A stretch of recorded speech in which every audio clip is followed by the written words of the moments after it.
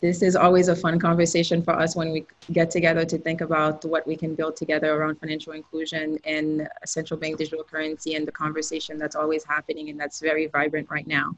So we decided to switch it up today and have a conversation with others who are also in the space but have different perspectives. And especially after releasing the paper, it's a good time to regroup and take the opportunity to talk to Karen and Shaylee and share what we're thinking. But welcome to our advisory meeting, and I'll pass it on to Shelley for you to kick it off and ask what's on your mind and what you're thinking about. I'm sure all of you saw the BIS report that was recently issued, and they noted that COVID's effect on retail payments highlighted, the unequal access among the poor and unbanked, and and also said that out of the 63% of the central banks surveyed, 70% or 63 central banks surveyed, 70% of them were considering CBDC or doing some sort of research. So where does Project New Dawn fit into the larger debate that's happening with governments globally on CBDC? All right, so I'll kick it off and then I'll let everyone kind of jump in here. So when we saw what COVID and having a sense of financial inclusion, because we are essentially at the heart of that, at the heart of our companies, it is really about financial inclusion and finding the right technology to do that. So we automatically recognize what was going to be the impact on lower income, on people who don't have bank accounts, trying to get access to benefits that other people will have, and other people even in a better financial status, economic status, would even need. So imagine for people who don't have access to the system. So, reaching out and hearing about the stimulus bill coming out with the digital dollar concept. A few people that I knew, Barbara, who is, an amazing in the space of blockchain and technology, and, talking about funding and allocating resources to build new technology in this space. Natasha is experienced in fintech. Evgeny, our CTO, we've been looking at this for a while. And Diane, having that policy framework, and in Haran, talking about kind of the economics of it. It made a natural fit to say, how do we come together and say, there's a lot to do there, right? And all hands on deck, how do we get there? So when I announced the Project New Dawn, it really kind of created at least a vision for how we say central banks are going to need to do something about this, right? The infrastructure is broken. There is a clear need. How can we put a solution forward? And that's what Project New Dawn is all about. So sometimes we take for granted that the industry is moving in this space, and we want to move the conversation forward on, coming up with an implementation, not just talking about the solution. But I'll pass it on to others to kind of jump in, what that means to them. When Carmel started talking about Project New Dawn, it immediately gave me goosebumps. It's literally been sort of a dream come true, so to speak, because we've seen a lot of the issues over the years. I spent 20 years in the FX markets, and the last 10 years have been particularly hard for small and medium-sized businesses, for individuals that deal with cross borders. Banks cut down a lot of their customers and increased the cost of banking for a lot of these folks. So I think a lot of people became underbanked in the last 10 years. So when COVID hit and people needed to receive their paychecks and didn't, still to this day, I think 35 million Americans haven't received any money from the Treasury, which is pretty amazing. And these are usually the people that need it the most. So the technology exists. It's shocking that we don't have a solution that can serve this. At the same time, in 14th century Venice, payments used to settle same day. In 21st century, we still have weeks sometimes to settle a payment. Kind of pathetic that we've gotten to this point. So we can solve all of those issues with the current technology and make payments and storage of cash a lot easier than what currently is, in terms of cost, in terms of transaction processing, in terms of time, and in terms of accessibility, really, which is the biggest challenge that we've seen here. So it's very exciting to see everybody come around and be interested in putting together a solution that serves all of those needs while preserving what paper cash gives us today. So there's no need to give up the features of paper cash.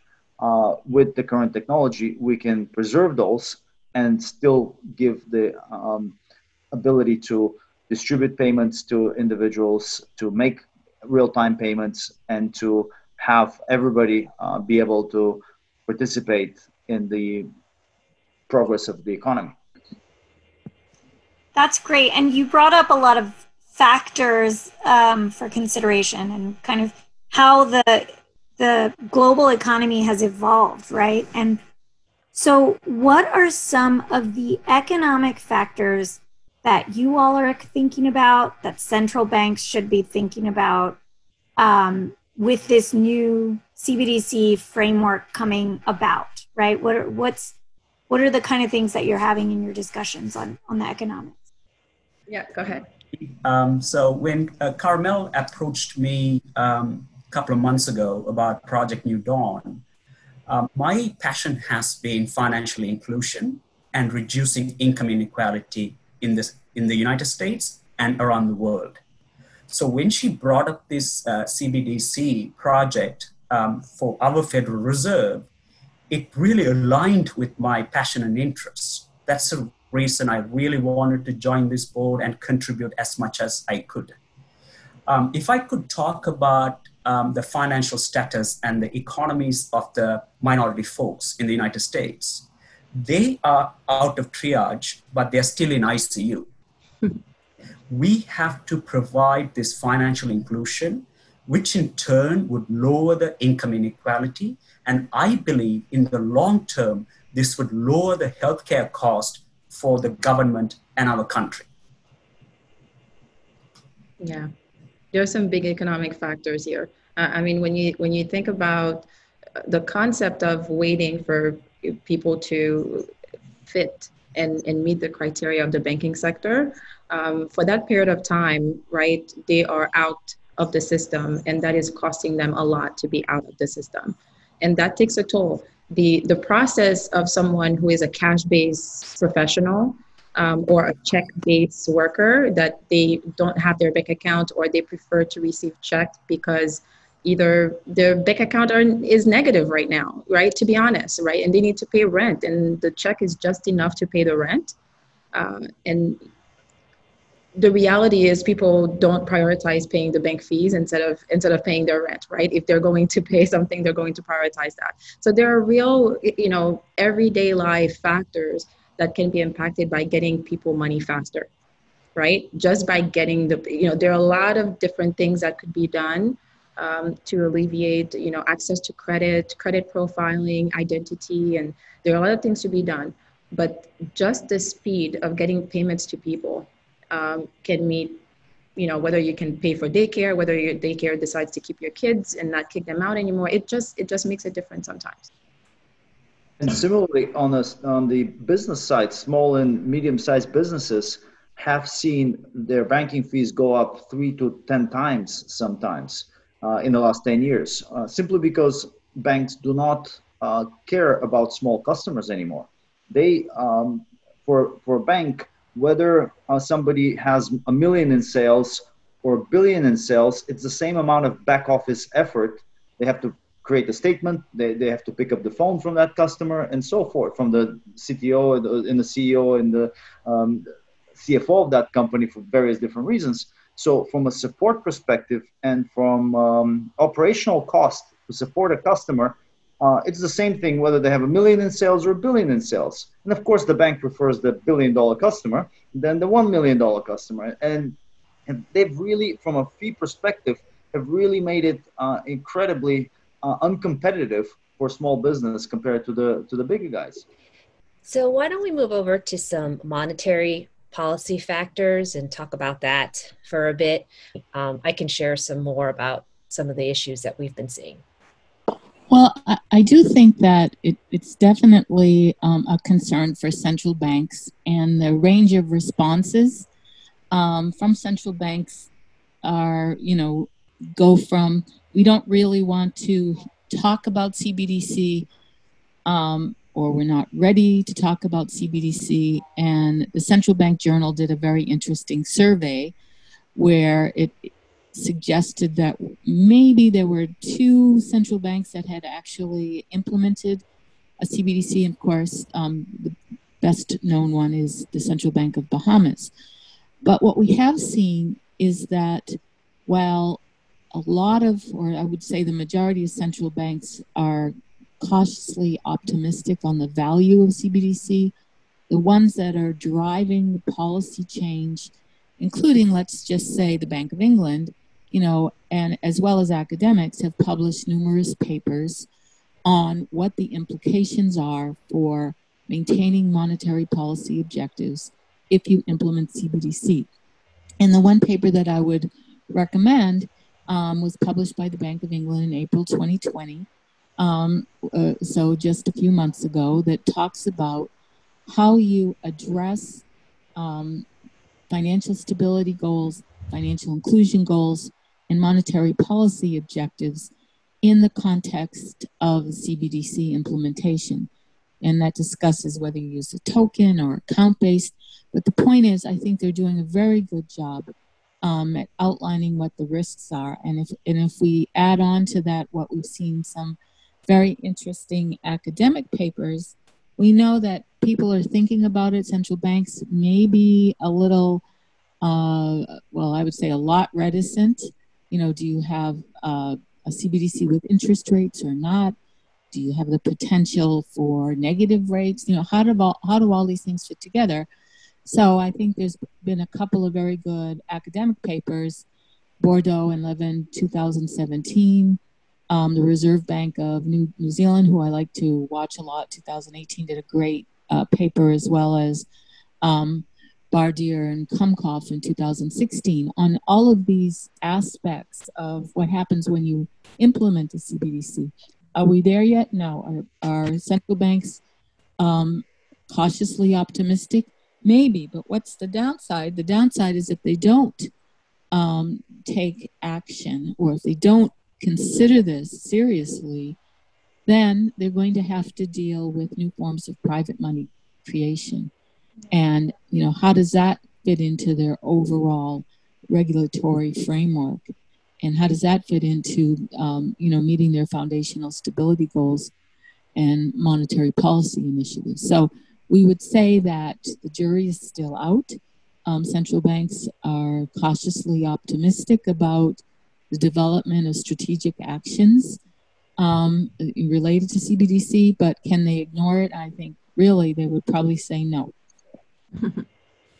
And have you seen in the central bank discussions any talk about how to address on a global level these areas of compliance, or really addressing money laundering, and whether or not they'll be working with groups like FATF, the Financial Action Task Force? I think that every article that I have read, either published by the central bank or in privately or through academics, talk about the risk of money laundering, counterterrorism financing, having to comply with standards. And it basically gets to whatever kind of innovation a central bank, may consider. I think that they would say, what's our strategic framework? What policies and procedures do we have in place? Most of all, what's our control mechanism? And I think that these are foundational central bank strengths, no matter what central bank you're talking about, that they can implement, that would help control the process around money laundering or counterterrorism financing. And there are guidelines. FATF last year, a year ago almost, published guidelines on money laundering and digital financing. So clearly, this is not a new area. How you implement controls and how you implement a policy framework is really how you address it. So again, it's not something that can be ignored. But having said that, these are my own views and not the views of any central bank. I've been out of central banking for 4 or 5 years. But these are just foundational strengths that central banks rely on. What's your process? What's your compliance oversight? How do you test? Can some of your tests be automated? And, you know, especially when we think of AI, can it help?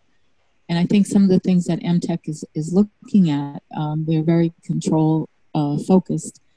I think that combining technology with compliance, the whole SupTech, RegTech environment has a lot of potential, and it should be designed to give central banks some comfort, again, in meeting their foundational goals of price stability, monetary policy, whatever it is.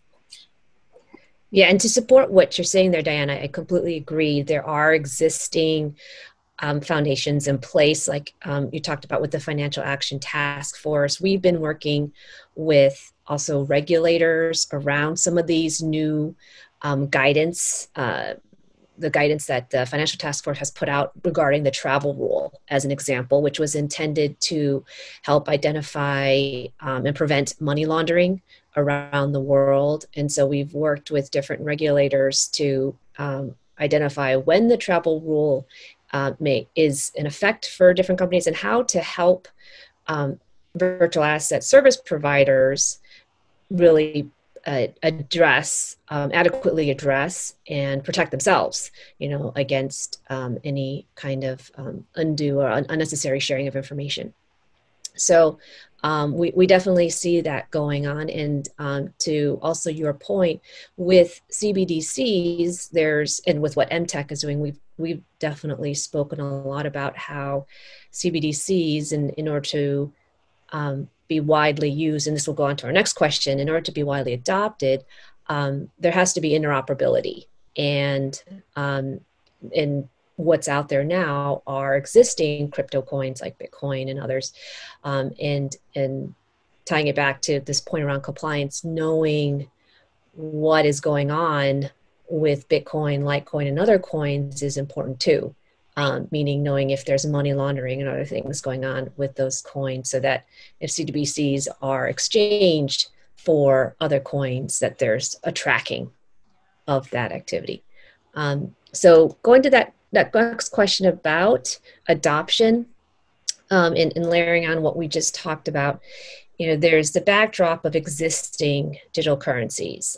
There are existing stable coins, and there's existing, you know, Bitcoin that's been around, that supposedly was supposed to be the payment, the alternative payment mechanism. So to just call out the elephant in the room, you know, what is it that's going to make CBDCs get adopted, as opposed to, you know, say existing digital currencies, and what are the, you know, challenges that have to be addressed, and sort of what are the salient features or factors that make CBDCs unique? If you think about why anyone would adopt this from a CBDC level versus where it is now, like Bitcoin or Litecoin or anything like that, the central bank they have a more higher level societal reason to deploy money out than Bitcoin. Like Bitcoin has their people behind it, and they have their own kind of other more private factors, versus a central bank, which is trying to deploy this to their people so that they can participate in the economy. So Bitcoin and Litecoin and some of these other coins weren't made so that everyone can participate in an economy. And as much as we want to think that Bitcoin is the ultimate kind of alternate currency, it still isn't massively widely adopted, and it still has private, you know, just like some of these tech companies, they have private interests. So, you know, those private interests, how do you weigh that against the public good? So the central bank currency is definitely more around the public good than like Bitcoin or some of these other coins. Nothing wrong with those coins. They're perfectly good, great coins. I'm going to say that.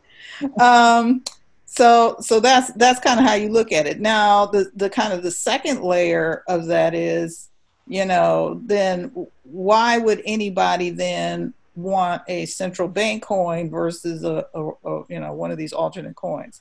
And the thing is like, that's the new way they're going to deploy money. So, you're not necessarily going to have a paper dollar or a piece of paper representing your country's currency. You're probably going to have a digital currency. And we've kind of talked US centric, but if you look at China, Canada, Europe, Bahamas, if you look kind of all over the world, everyone is either discussing or looking at or implementing or thinking of implementing some kind of central bank digital currency. So this is going to kind of impact across every piece of the world. And so you also have to think about, like, how are these currencies going to interact? And so that interoperability question is huge. So, like, if I have a dollar, how does that work in China? Is that going to work the same way? Or in Europe? Or, how's that going to work? Is it going to work the same way it works now?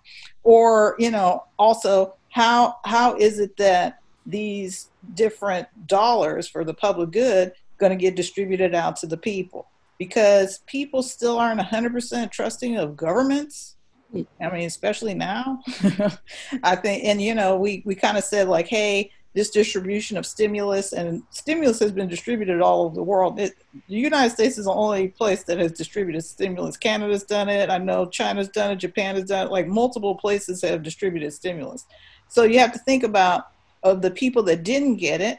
And like Evgeny said, hey, these are the people that were the most needing of it. Why is it that those people didn't get their distribution? And how can we use these central bank currencies in order to make sure people get their distribution? But how do we make it trustworthy? And that's kind of the real key to it, because people trust cash, and cash does allow you to participate in the economy.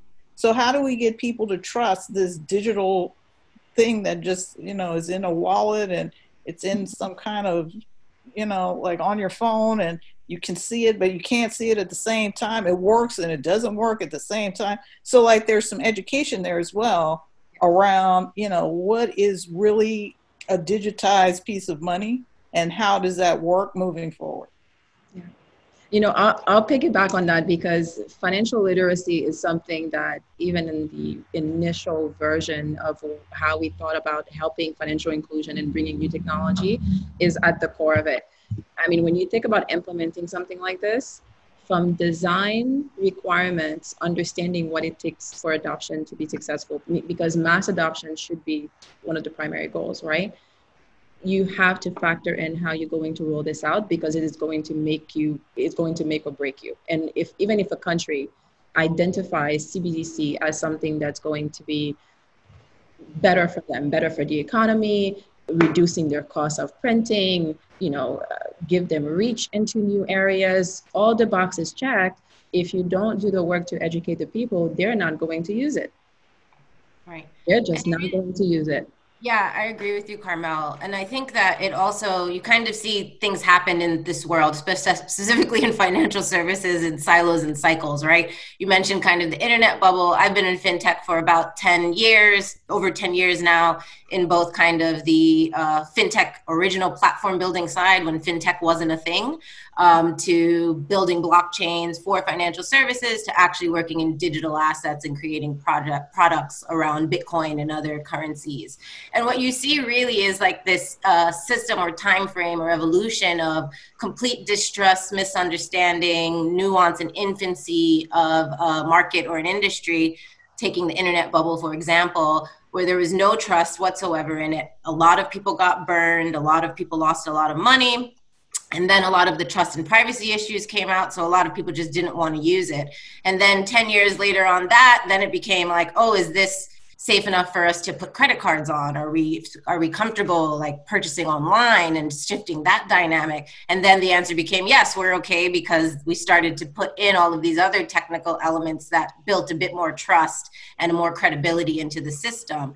And I think that's what you're also seeing here as we look at blockchain and we look at digital currencies, particularly as we look at CBDC, is that we're again at this infancy of an industry where there's a lot of fodder, a lot of scamminess, a lot of kind of negative press and experiences, but there's also a lot of good and a lot of positive and a lot of great infrastructure that's being built to kind of set things up for a solid foundation. And that's where we are right now in kind of this digital asset space and proposing this framework. So the interesting thing about Project New Dawn is that in addition to really focusing on bringing down barriers to moving our country into this new age of digital assets and what it means to operate in a digital economy and how financial infrastructure follows that.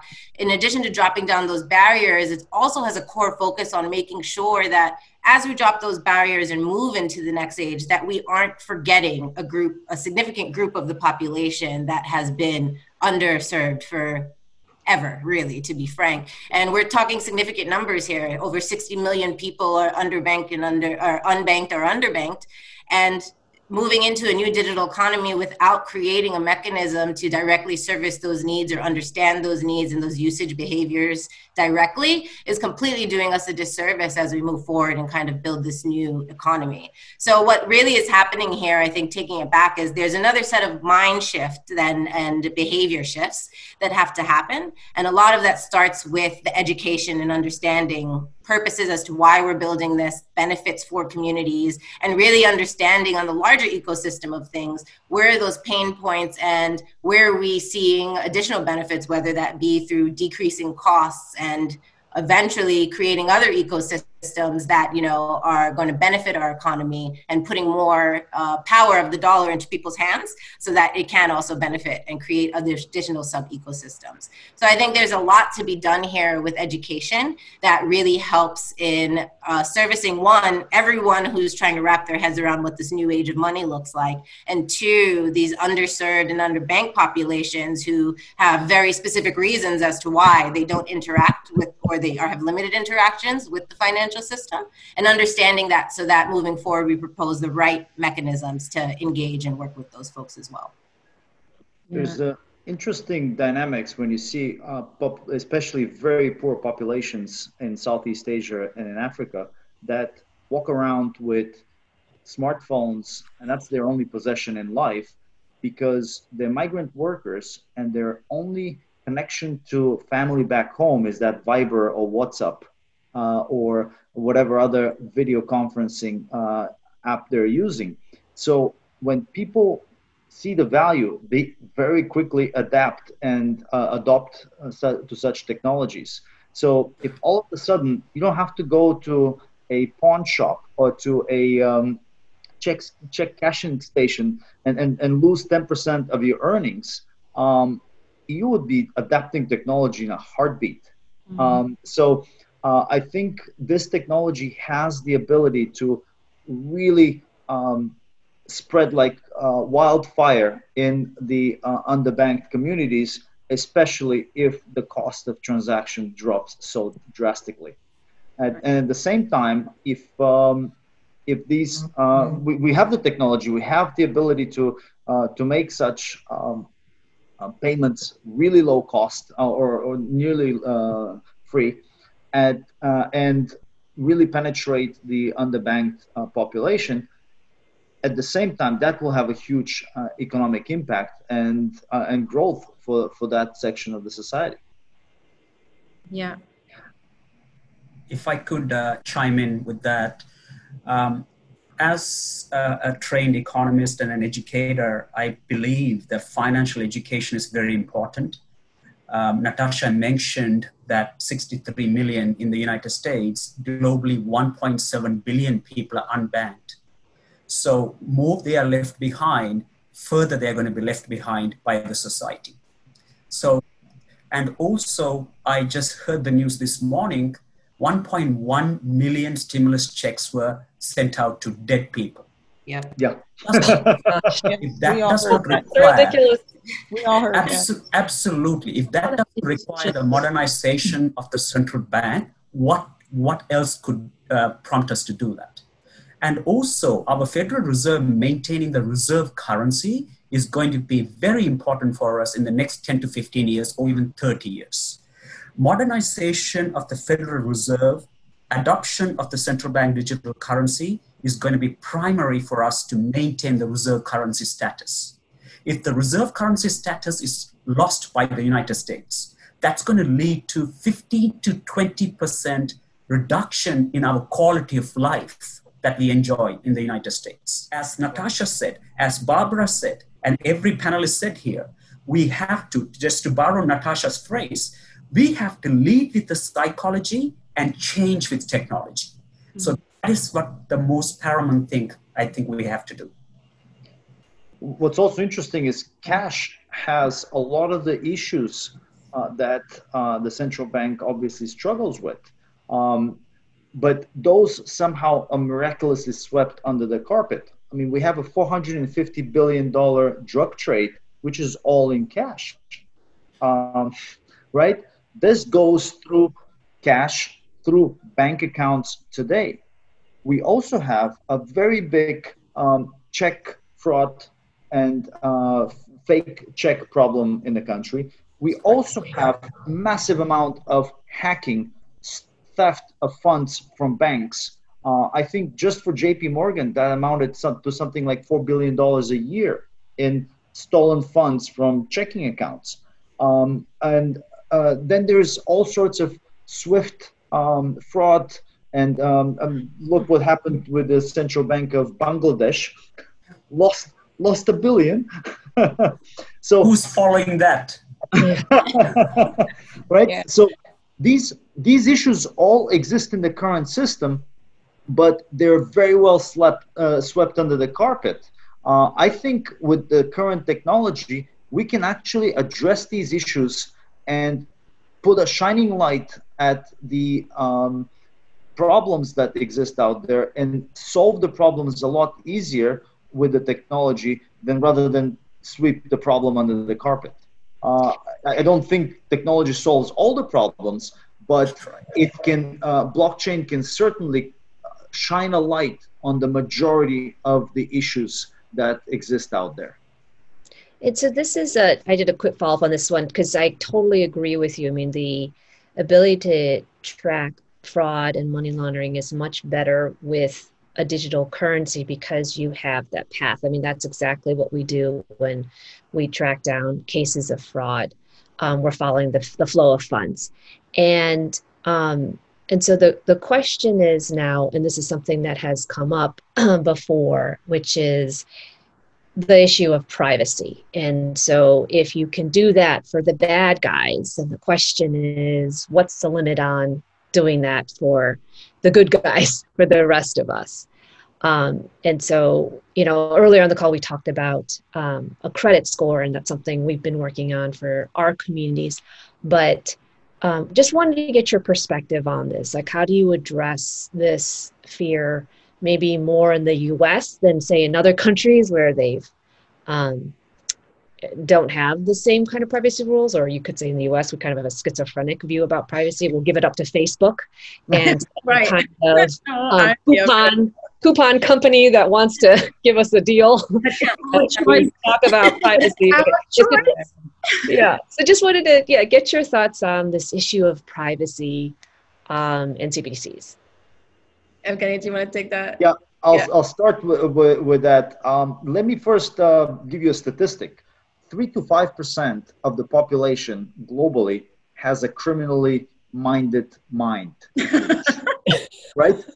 And that percentage is the same in the general population.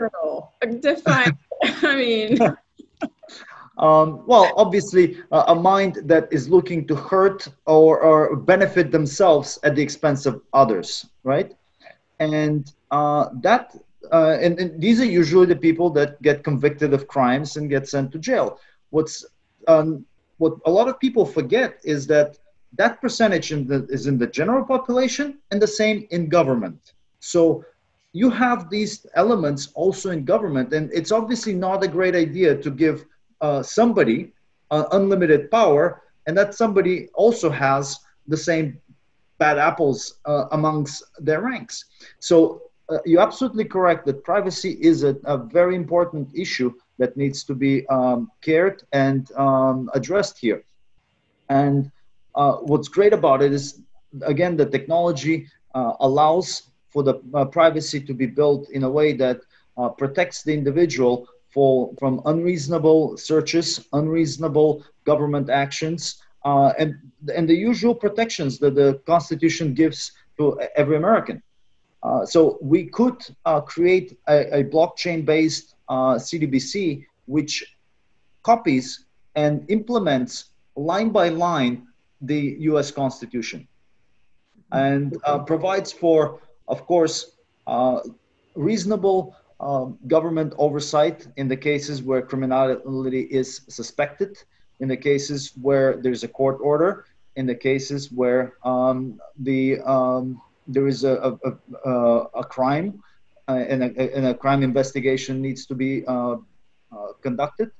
So all of that could be implemented in a way that all transactions are private and allow for the privacy of those individuals and at the and the businesses that are part of the transaction. And at the same time, we allow for a transparent method in which the individuals or business accounts can be investigated with court order or whatever legal process we need to follow.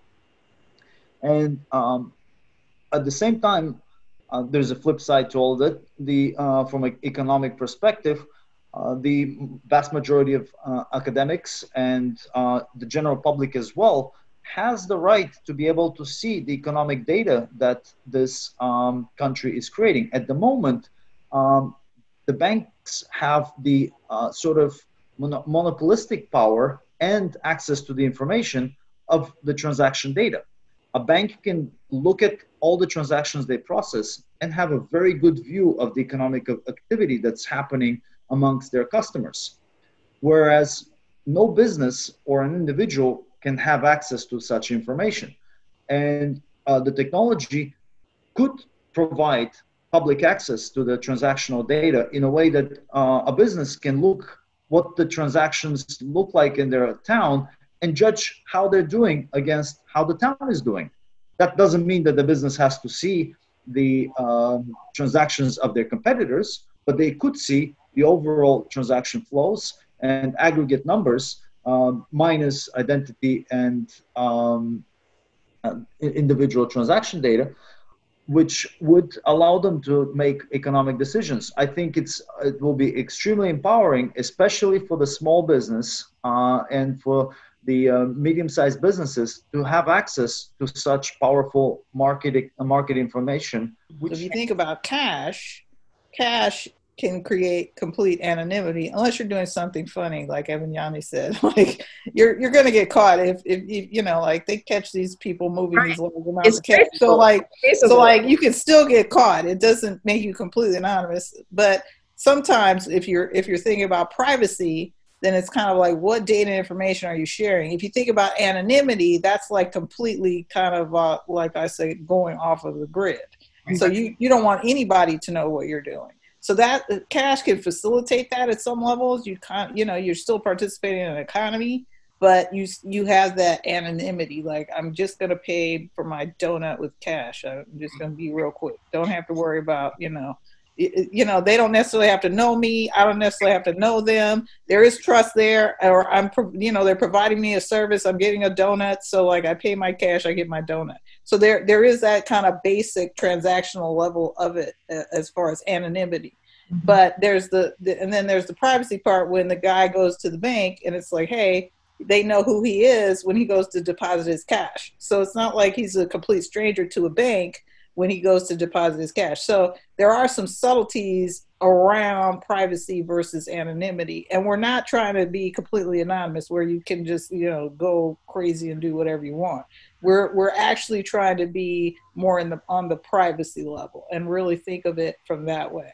Yeah. And to Barbara's point, Evgeny's point, and Carmel's point, I think that's exactly where we are. And to your question, Karen, I think what's happening is that there's this huge misconception that, you know, CBDC and digital currencies means we're going from 0 to 100. We're going from, you know, like complete like anonymity to like now everyone can log in and see everything you're doing, right? Where like that is not the world that we're trying to live in there. Like it really is about where Barbara really just focused on. And we do a really good job in the white paper of breaking this down. When we talk about privacy, we're talking about confidentiality and anonymity, really. And those are two very different concepts, but both play a very important role within the framework and within CBDC. So it's about using the technology to build it accordingly to support these levers. There are going to be elements where you need to know the very specific details, and there's going to be very few people that need to have oversight to that information and access to that information, where there are other elements where, you know, more people should have access and you don't need to know the degree of information that may be necessary for vetting, you know, loans or creating any of those kind of financial instruments. So there's definitely a hybrid approach, and it's about really figuring out which systems need some of those elements and then building the tech to support that. So the great thing is that, as Carmel said, is that it's possible and it's completely feasible in blockchain, but it's about having those discussions up front so that you can build it accordingly. Right. It's all about design. Yep. Yeah. And which is why there is such a large industry just focused on digital identity and decentralized identity as a subset of that, because it's a very complex but foundational element to both Web 2.0 that we know today and Web 3.0 blockchain based in the future. And, you know, GDPR and California Privacy Act, it's interesting to see what Amazon, Facebook, and others are doing for California citizens, like how are citizens responding to this new policy? Are they asking to revoke certain data? There are like forms that you have to fill out to actually like get that data revoked. But revocation of data is a part of that, right? So again, you know, kind of bringing together what you all were saying, and who has access, it's very, very important, because we can't say that governments are going to, not all governments are going to be responsible hosts of that data, right? So you saw in India, you have Aadhaar, that big digital identity system, centralized. They actually, it was seen as a big success because they used it to combat corruption in cash transfers between government and people, right? And businesses, small businesses. And as a part of that, they reduced corruption because of direct transfers and without the middlemen taking cuts in between. However, that system, like having all those identities in one system, biometric based, is a huge honeypot for hackers. And so that's a big risk, and I think they realize that and they're making adjustments now. But yeah, a lot there to uncover in the identity space. Yeah, interoperability definitely has its risks too. So how to do that is also part of the design requirement, because in the US, you know, we think about it differently because data is more available, right? You can kind of think about API integration with the driver's license, division, or the birth record division. So you can kind of start linking different divisions that have trusted records and then bring them into transaction, bring them into the blockchain, or either whether you bring them directly or you use, integrations and different backend to call and make the interoperability easier, but also thinking about the exposure and what data is exposed to whom. That's so important. But doing it on a blockchain by, hiding or protecting the identity, right? By providing the privacy, you make it so much easier to share, right? If you start from that premise, because a lot of information is available today. What we're talking about is who sees it, right? That's really what we're talking about. We're not talking about gathering new data. It's already happening. People are either transacting in cash or transacting in credit cards, and some group of people have access to that data. But how do you change the mechanism to put the control back into the individual and also protect the connectivity layer. And Barbara talks about that all the time. It's like, what is your security at your API endpoint? I think security is one of those things, we kind of touched on privacy.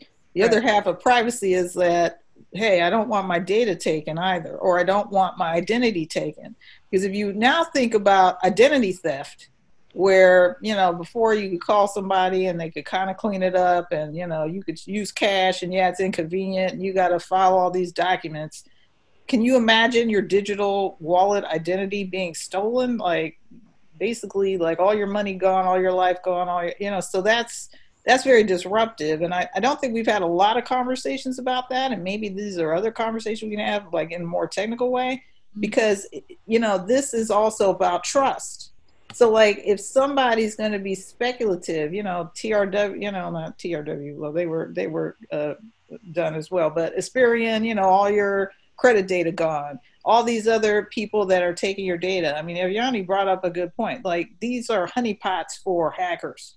I mean, so people are going to try to get into these central banks as well and go, well, here's a honeypot of money. And so and attached to this money is people's identity and all different types of information could be potentially attached to this. So, I mean, we also need, it's beyond just interoperability of, let's not let the hackers get in there. We also have to think about, from an ecosystem perspective, how do we also protect people's privacy as far as their data not being taken by an outside third party? Because that could be like disastrous for a central bank. It could be disastrous for, the company servicing that as well. So, I think we don't have enough of those. We talk a lot about compliance from the level of, hey, let's make sure that people aren't doing nefarious things. But another nefarious thing is hacking and more cyber attacking.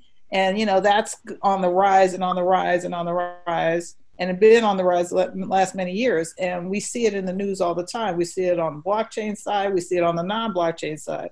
So really, it's more about how are we going to make sure that that part of the system doesn't fail. That's an excellent point, Barbara. Excellent point. Thank you. Let me address that, because that's a very good point that Barbara brought up. And indeed, hacking is now a permanent feature of life, and that's government actors acting in private institutions, the technology providers themselves, and individual employees of these technology providers have access to a lot of data. And I'm very much amused when I hear people talk about, why do we need a decentralized system? Why can't we have this centralized system at the bank? We already have a centralized RTGS system. We can just extend that to people. The trouble is that RTGS system is behind some serious firewalls, and not everybody can get to them, right? The moment you start opening it up, you will open it up to hackers, and you will have these problems. Indeed, no centralized system is effectively insured against hacking attacks, especially if it needs to process a very large number of transactions, which means it has to be very open. At the same time, blockchain itself as a technology has proven very effective at denial of service or hacking attacks, simply because you have to hack into 20 million computers at the exact same millisecond in order to make a change to the data.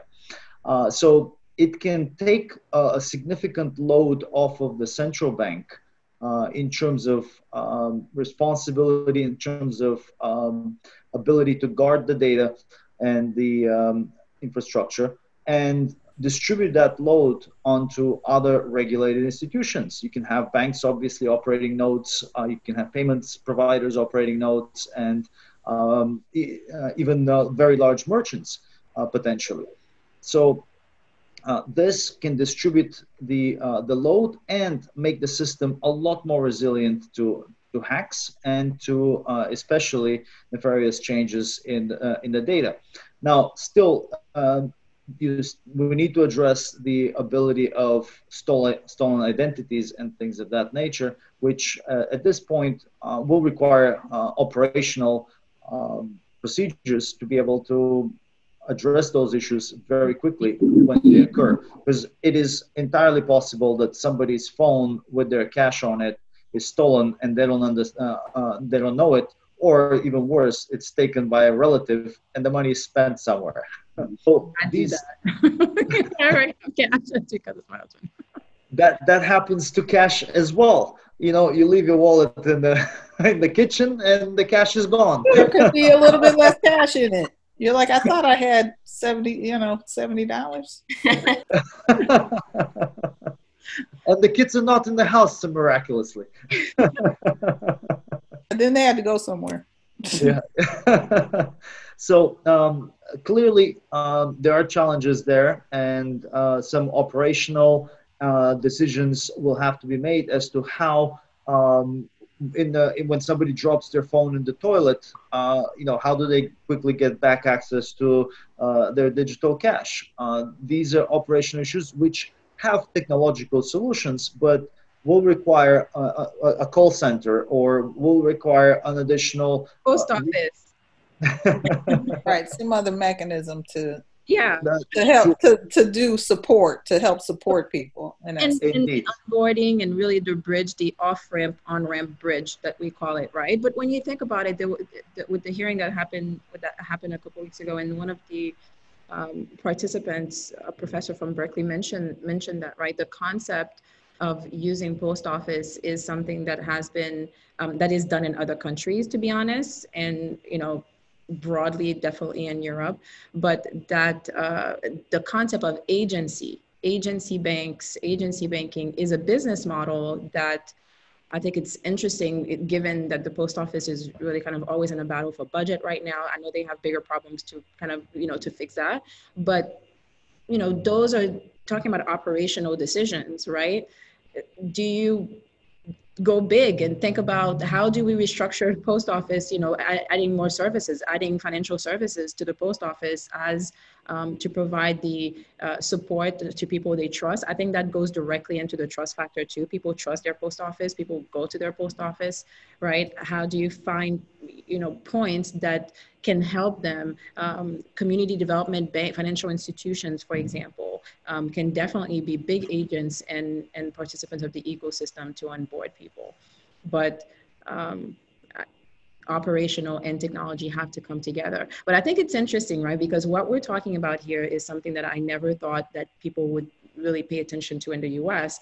It's all about taking, directing, right? And focusing resources to say, this is the design, this is the problem that we're trying to solve. Let's design for that, right? And I know we talk a lot about this as a group. And so as far as focusing on the use case, the problem that we're trying to fix, right? When we see that benefits cannot get to people, we're like, geez, it could get, even if it took 2 days, right? For people who will say, well, blockchain cannot get the scalability. I mean, it would still be faster than 3 months, right? Can we agree?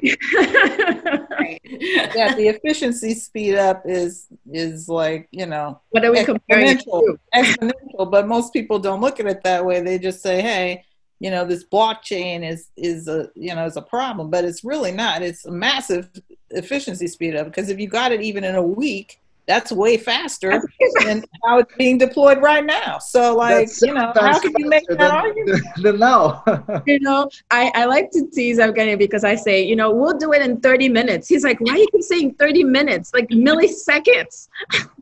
Yeah, but even if you did do it in 30 minutes, it's going to be so much faster. It does, the time factor doesn't even matter at this point, and you can get it down to 30 minutes or sub-millisecond. In all honesty, the point is that it's the efficiency, and that's going to help build the trust too. Because then when you say, hey, I'm going to deploy this type of money, or I'm going to give you second stimulus check, and we'll just use as an example, and it's going to be X, Y, Z, ABC, and then you can distribute that in a week, and it's all very well done. And everyone gets it that's supposed to get it, and not other, dead people. That's right. Like you, like, hey, then everybody has, that's how to build trust into the system versus how it's done now. And it's like, maybe you'll get it. You tried to fill it out. I went on that site and tried to put in my my banking information, never could do it. I'm just like, it was very, very frustrating. Yeah. I mean, we talk about this sometimes, but the push model that they have with payments right now is big contributor to the waste and fraud, right? And some people, I love, I have some friends on LinkedIn, they come back to me, it's like, stop telling the government to give me money. I don't want their money. I don't want to be in the system. So you have people like this, right? So if they don't want stimulus, let them not opt in to get stimulus. But instead, you would weed out, right? Because the dead is definitely not going to come on the website and submit their digital wallet number for them to get stimulus. Let's think about it. Yeah, that would be very interesting. The just sheer amount of money spent, even sending $1 million of checks to people. Right. A lot to catch them. Like, it's just $3 on average. The fees in this ecosystem are, one, a reason the ecosystem is still around, because there are a lot of people that are benefiting from being paid off of all of this movement for no reason. And two, it's been integrated into the system, right? So now everybody kind of has to check that box to do certain things. So I think that's why everything is so timely with Project New Dawn, because it really is the rethinking about like why certain systems were created this way, and if there are technical solutions to kind of still serve that purpose, but move things a bit more forward, whether that be efficiency-wise, decreasing cost-wise, and just general distribution-wise.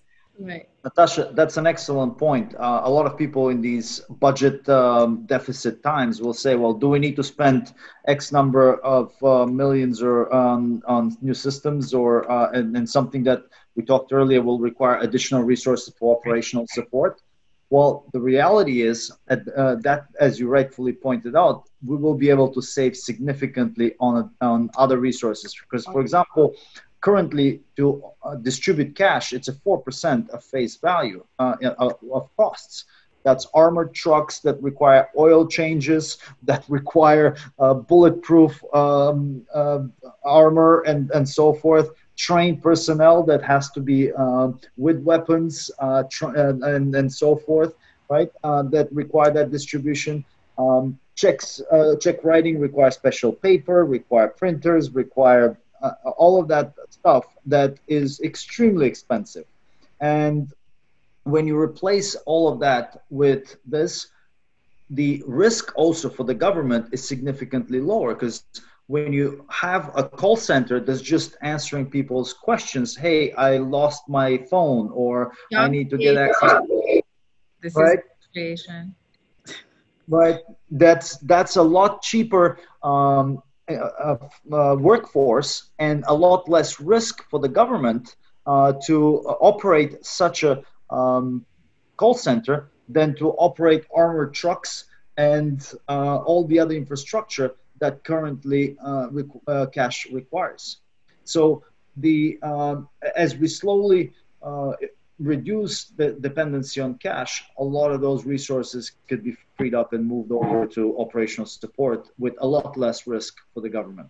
I remember a Brinks truck flying somewhere in Indiana, I think it was, with the rear doors open and raining cash over a whole town. The state police had to block off that section of the highway Or something, yeah. Sweep the cash off. It started causing traffic jams because people just pulled over and started going to collect the cash on the road. Is also what happened. Indeed, just that incident could be the budget for the entire digital cash. All right. So, yep, that's true. We'll ask for a small percentage of that, and we'll do it better. But I'll pass it on to the team to wrap up here. It's been over an hour. I know, right? We could go on forever. We usually do, and we have a lot more work to do. But I'll Karen and Shelly, last few words, and happy to kind of wrap it up for you guys. Yeah, so I think one of the last things we just wanted to touch on, and maybe you'll cover this, Carmel, is what's going on behind the scenes. Do you have any new announcements? And personally, I just want to thank you all for, especially you, Carmel, for inviting me to join. It's been a very interesting discussion here, very enlightening, and I think there's a great future for Project New Dawn, and just happy to see how we can be a part of that. Sure. Actually, a bit behind the scene is a lot of outreach happening, because after releasing the working paper, the plan always for us was to say, here's what we're thinking about, here's what we're going to be working on, and we have more coming in the next few months. So priorities right now around how do we build a POC, how do we bring the initial reference implementation model that talks about the blockchain itself, the digital cash blockchain itself. So the privacy layer is something that we're building right now. We're going on ERC20 token. We actually already have an implementation for that. We're working with Hedera to talk about the trust mechanism, the trust through transparency. So think about given a privacy network like CBDC, being able to have an independent network of other companies that do not participate in the network, so don't have kind of a conflict, to validate the independence of a transaction. So we think that's an interesting model. And from a compliance perspective, we have not particularly touched that. And I am very excited that you find this project exciting. This is something that we can announce that we will be working with Blockchain Intel to think about a deployment, a model that says, what does compliance look like once the digital cash CBDC starts interoperating with Bitcoin and with the other coins. That is a very, very important step for us to have a framework, have a model, have a standard as we think about the implementation model. So very happy to have you on board and join Project New Dawn as a collaborator. Thank you. I'm excited too. Very excited. Very good, very good. So we have a few of that happening behind the scenes as far as reaching out to stakeholders and community partners to find incubation is very important for us. We want to prove out the concept. We want to find little pockets to start incubating with. So reaching out to local banks, reaching out to legislators and congressional leaders to find in certain markets and certain communities that can have real impact on their constituents right now. There's another round of stimulus coming. It'd be great if we could find little pockets, at least so they say, I don't know. But it'd be great to find little pockets, even when you started to think about the concept of potentially UBI to start testing this out. So we want to be in the doing stage of things, and that's the priority. And on the technology side, we've already started coding. So we have a lot of the work on the way to make the technology work in the way that we described it in the white paper. Thank you. All Thanks right. for having me. Thank you. Thank you for being valuable advisors. Bye. Thank you. Bye-bye.